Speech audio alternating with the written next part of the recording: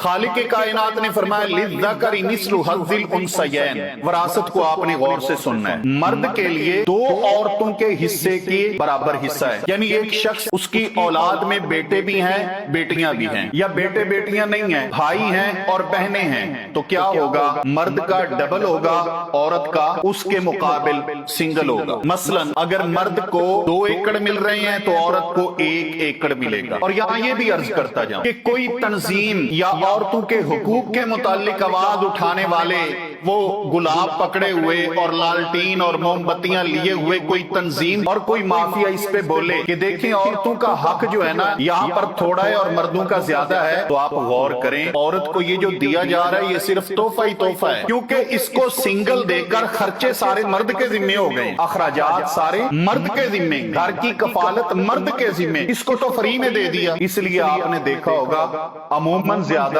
बहुत सारी ऐसी आपको मसाजिद दीनी मराकिज नजर आएंगे जो औरतों ने बनवाए हैं। क्यों? इसलिए कि वो जो विरासत थी उनके पास, उनके ऊपर कोई घर की कफालत की खर्च की जिम्मेदारी नहीं थी, उन्होंने अल्लाह ताला की दीन पे लगाई, बेदरेग लगाई, उन्हें और कोई परेशानी नहीं। तो औरत का ये जो हिस्सा शरीयत ने रखा है इस पर घर की जिम्मेदारी कफालत नहीं है, वो मर्द के जिम्मे है। उसके बाद फरमाया फ़इन कुन्ना निसाअन फ़ौक़ स्नतैन, अगर औरतें 2 से जायद हैं, यानी फौत होने वाला शख्स उसकी औलाद मिक्स है, बेटे और बेटियां हैं, तो जितनी भी जायदाद है बेटों में डबल बेटियों में सिंगल के तौर पर तकसीम होगी। लेकिन अगर बेटियां ही बेटियां हैं, बेटे नहीं है, तो उस सूरत में क्या होगा? फलहुन्ना सुलुसा मा तरक, तो उस सूरत में उन बेटियों के लिए 2/3 होगा, यानी 3 हिस्से करके उसके जो 2 होंगे वो बेटियों में चले जाएंगे और 1 हिस्सा जो बाकी वो रसा होंगे उनमें तकसीम होगा अगर बेटे नहीं है। बाकी वो रसा में मसलन मैयत का भाई हो सकता है। तो अल्लाह ताला ने फरमाया अगर बेटियां 2 से जायद हैं,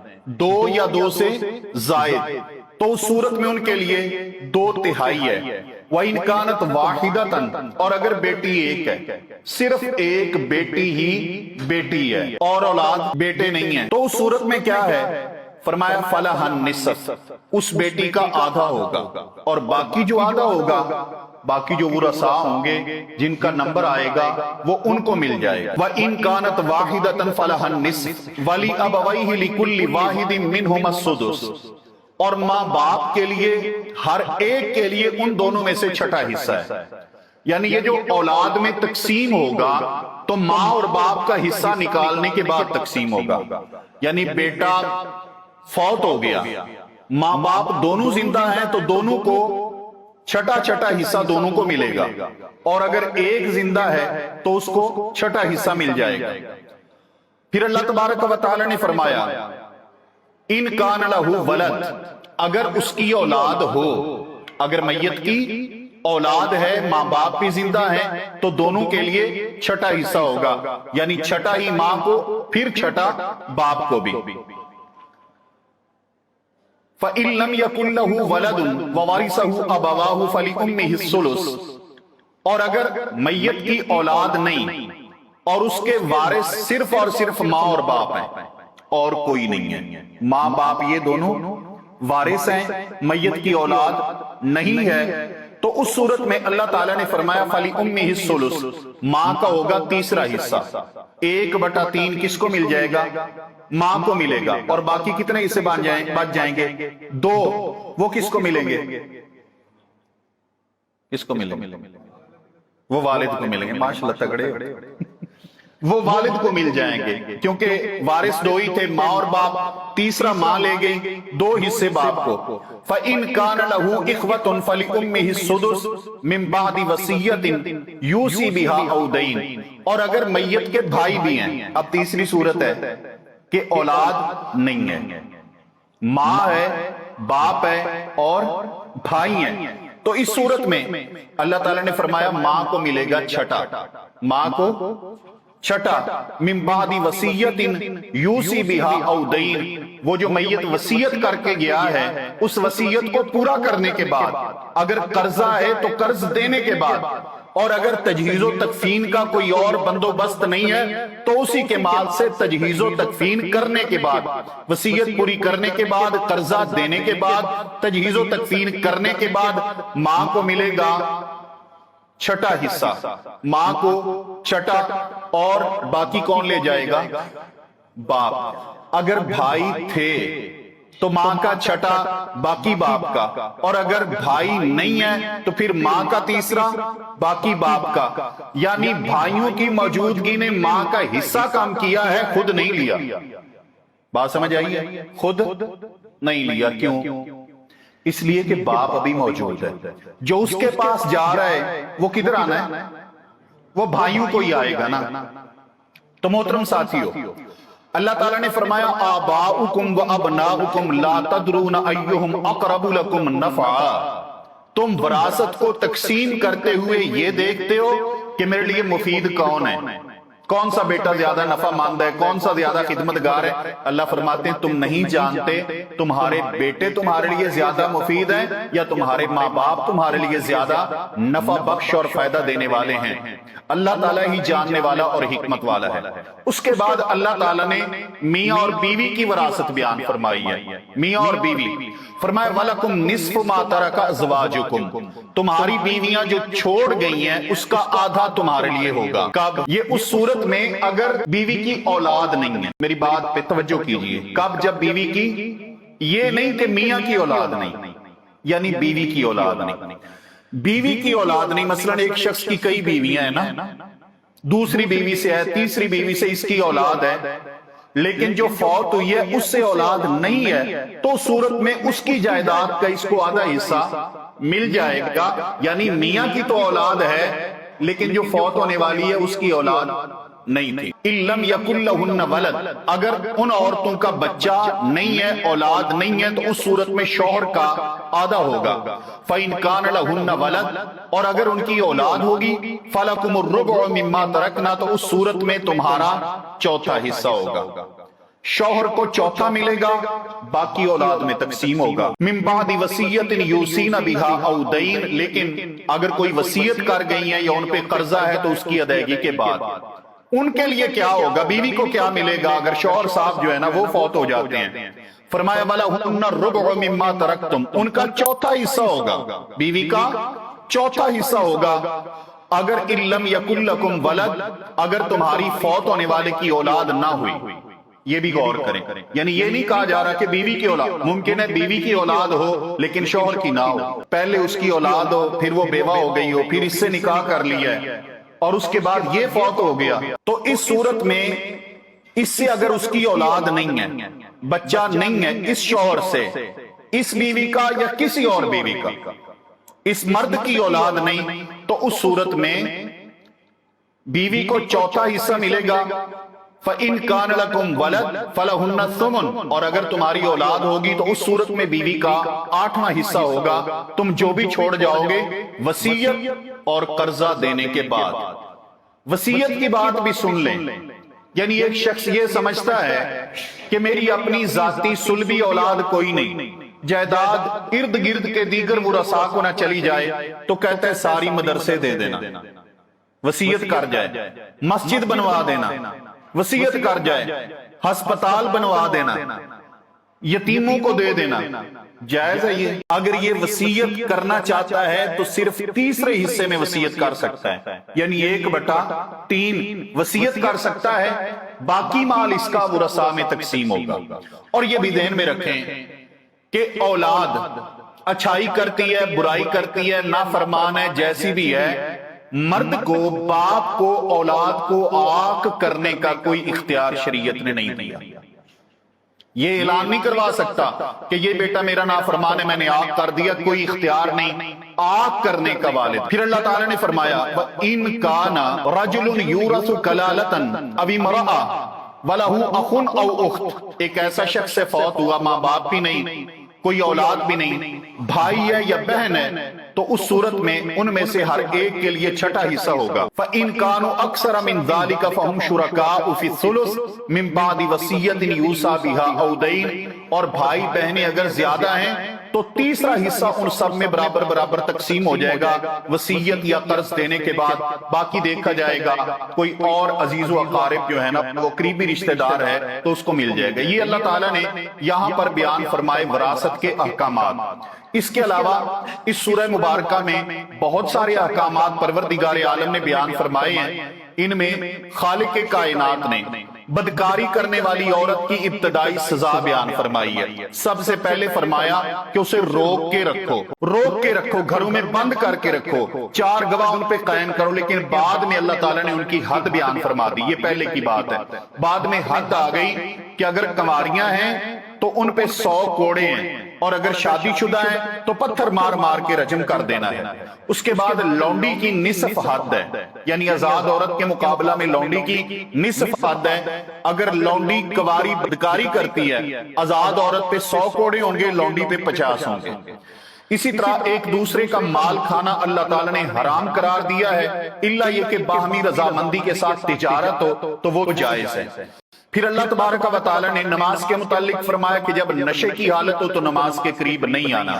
मालिक कायनात ने पानी ना होने की सूरत में या इंसान मरीज है तो उस सूरत में तयम्मुम की इजाजत दी है। वो भी परवरदिगार आलम ने, यानी इंसान अपने हाथ को मट्टी पे मारता है, दोनों हाथों को आपस में झाड़ता है, फिर फूंक मारता है, उसके बाद उन्हें चेहरे पे मार लेता है और फिर हाथ दूसरा एक दूसरे की पुष्ट के ऊपर मार लेता है। तो अल्लाह ताला ने ये तयम्मुम इसमें बयान फरमाया। नमाज कसर, इंसान मुसाफिर है तो उसे नमाज आधी करके पढ़ने का अल्लाह मालिक कायनात ने ये इसमें रुखसत अता की है। इसी तरह नमाज खौफ, अगर जंग है, हालत जंग, तो उस सूरत में नमाज खौफ का तरीका अल्लाह मालिक कायनात ने यहाँ बयान फरमाया। इस सूरत मुबारका में मालिक कायनात ने शिरक के मुआफ ना होने की वईद सुनाई है इस सूरा में। और परवरदिगार आलम ने आखिर में यह भी फरमाया कि लोगों, अगर तुम अल्लाह ताला से डरते रहे, शुक्र करते रहे, ईमान लाते रहे, तो अल्लाह ताला को क्या दिलचस्पी है कि वो तुम्हें अजाब दे, वो तुम्हें अजाब में मुब्तला नहीं करेगा। मालिक कायनात ने सूरह मुबारका में मोहम्मद मुस्तफा सल्लल्लाहु अलैहि वसल्लम के मुकाम और मर्तबे वाला चैप्टर बयान करते हुए फरमाया कि वमन युतिइल्लाह व रसूल, जो बंदा अल्लाह और उसके रसूल की इताअत करेगा तो ये उन लोगों के साथ होगा जिन पे अल्लाह का इनाम हुआ है, अंबिया के साथ, शुहदा के साथ, सालिहीन के साथ, सिद्दीकीन के साथ, और ये बहुत खूबसूरत साथ है। फिर अल्लाह ताला ने मेरे पैगंबर की असमत और इताअत को बयान करते हुए फरमाया, फला व रब्बिका ला युमिनून, ऐ मेरे पैगंबर मुझे तेरे रब होने की कसम है, ये बंदे उस वक्त तक मोमिन नहीं हो सकते जब तक कि अपने तनाज़ात में ये आपको फैसला और जज ना माने और आपसे फैसला कराने के बाद उसे तस्लीम ना करें, तब तक ये मोमिन नहीं हो सकते। फिर अल्लाह ताला ने फरमाया कि तुम अल्लाह की इताअत करो, उसके रसूल की इताअत करो, और जो तुम्हारे अंदर अहले इल्म है या हुक्मरान है उनकी इताअत करो। लेकिन अगर किसी चीज में तनाजा हो जाए, तनाजा किससे हो सकता है? या आलिम से हो सकता है, या हुक्मरान से हो सकता है, ना अल्लाह से हो सकता है, ना रसूल से हो सकता है। यानी आलिम और हुक्मरान से तनाजा हो गया। तनाजे से मुराद जो है ना लड़ाई झगड़ा सोटा डंडा, ये नहीं है मुराद। यानी मसले में कोई जो है ना आपके अंदर तनाजा हो गया, बात जो है ना आपको समझ नहीं आ रही, आप गलती पे हैं या आलिम गलती पे हैं, तो क्या करो? उसको तुम अल्लाह और उसके रसूल की तरफ लौटाओ, यानी कुरान और हदीस की तरफ लौटाओ। उसे किसी की फिका की तरफ नहीं लौटाना, तकलीद की तरफ नहीं लौटाना। अल्लाह और उसके रसूल के आर्डर की रोशनी में तुमने फैसला करना है। फिर अल्लाह ताला ने इमाम कायनात सल्लल्लाहु अलैहि वसल्लम के अहकाम के मुतालिक फरमाया कि मुनाफिकीन की ये अलामत है कि जब उन्हें अल्लाह और उसके रसूल की बात की तरफ बुलाया जाए तो वो एराज करते हैं, मुंह मोड़ते हैं। फिर अल्लाह ताला ने पैगंबर का मुकाम बयान करते हुए ये भी फरमाया, जो मेरे नबी की इताअत करेगा वो अल्लाह की इताअत कर रहा है। और अल्लाह ताला ने फरमाया कि मैंने अपने पैगंबर पर किताब को और हिकमत को उतारा है, यानी कुरान ही अल्लाह ने नहीं उतारा, मोहम्मद मुस्तफा सल्लल्लाहु अलैहि वसल्लम की हदीस मुबारका उसको भी अल्लाह ताला ने उतारा।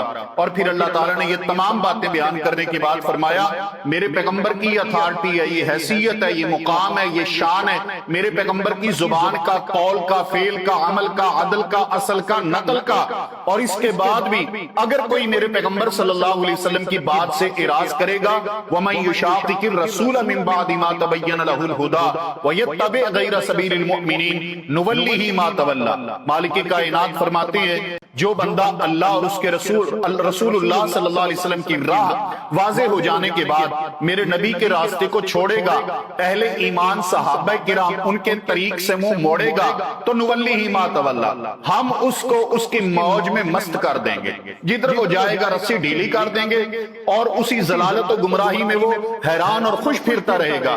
لیکن وَنُصْلِهِ جہنم، قیامت والے دن اس انسان کا ٹھکانہ جہنم ہوگا۔ محترم ساتھیو، اس کے بعد اللہ تبارک و تعالی نے اس سورہ مبارکہ میں خواتین کے حقوق بیان فرمائے، ان کی وراثت بیان فرمائی۔ اسی طرح جو یتیم لڑکی ہے اور کوئی وارث، کوئی شخص جو ہے نا وہ اس کی کفالت میں تھی، اس کے گھر میں تھی، مطلب اس کی بیوی کی رشتہ دار ہیں اور آ گئی ان کی کفالت میں، تو وہ شخص یا رشتہ داروں میں، عزیز و اقارب میں کوئی یتیم لڑکی اور یہ مالدار انسان تھا اور یہ چاہتا ہے کہ میں اس سے نکاح کروں، تو اس بنا پہ کہ مجھے اس کے حقوق نہیں دینے پڑیں گے، حق مہر نہیں دینا پڑے گا، اللہ مالک کی کائنات نے منع فرمایا، فرمایا نہیں، جیسے ایک ورثہ والی عورت اس کا پورا حق مہر اور اس کے حقوق ادا کرتے ہو، ویسے ہی اس کے بھی تم نے ادا کرنے۔